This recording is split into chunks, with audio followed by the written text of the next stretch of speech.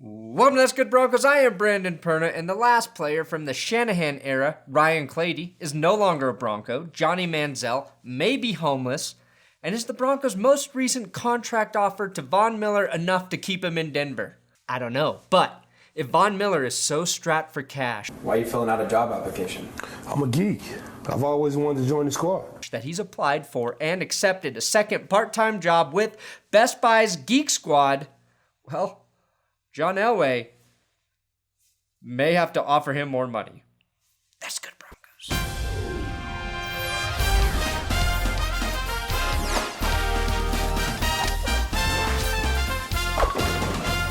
The latest whisperings out of Dove Valley are that the Broncos have offered Von Miller a contract that would pay him $17 to $18 million a year. So now we just wait and see if he accepts that offer or if those rumors are true. Now on to news that I can confirm. Over the weekend, the Broncos traded former Pro Bowl left tackle Ryan Clady to the New York Jets for a 5th-round draft pick. The Jets received Clady, a 7th-rounder, and presumably a giant medical bill next season. Clady became 100% expendable after the Broncos agreed to a deal with left tackle Russell Okung, the only Russell from Seattle I've ever liked. Upon his arrival in New York City, Clady agreed to a restructured contract, which is what the Broncos wanted him to do all along. His unwillingness to restructure with Denver worked out well for everyone except maybe Clady, who now has to move to one of the most expensive cities in the United States to take the place of a guy who never missed a game on a team that doesn't have a QB. Good luck. Well, I guess the Broncos don't have a quarterback either. But those other two things suck. The Broncos now have 2 5th-round draft picks and about $9.5 million free in cap space. Before the Clady trade, they had $3 of cap space, or as I refer to it, 2/3 of a Chipotle burrito. Colin Kaepernick is set to make $11.9 million in 2016, so the Broncos still don't have enough to pay him the value of his current contract. And he still doesn't want to get paid a blue-collar QB salary of $7 million during each of the next 2 seasons, unless Kaepernick changes his mind or the Broncos offer him more money, which they can't really do until they free up even more cap space. Don't expect anything to happen. We also learned over the weekend that Johnny Manziel is now living with Von Miller. I'm living out here with my guy, Von Miller. There you go. Super Bowl MVP, Von Miller, my brother. I'm living with him right now. Yeah? We're getting our life together. But then we learned Manziel isn't actually living with Von Miller. Apparently Manziel is living with Josh Gordon, and they are both trying to get their life together. But if I was an NFL GM and my quarterback did not know who his roommate was, I would see that as a red flag.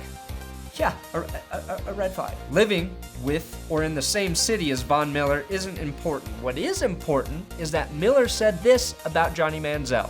If I had to make my decision on it, he would already be on the Broncos. Comments like that allow me to say with certainty that Von Miller will never be a general manager of an NFL franchise, or even promoted to manager of the Geek Squad. All right, Von, we got to get to work. Let's go.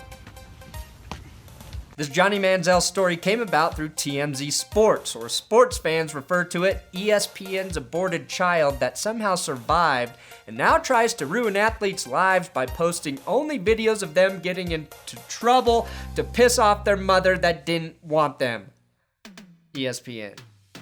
They didn't have any footage of Johnny Manziel beating his girlfriend, so they posted this instead. Yeah, are we partying tonight? Here. Yeah, I don't know. Here, let me get this thing. Here. So the Broncos. John Elway, great dude. John Elway, great dude. John Elway, great dude. I'm sorry, Johnny Manziel, but this is not John Elway.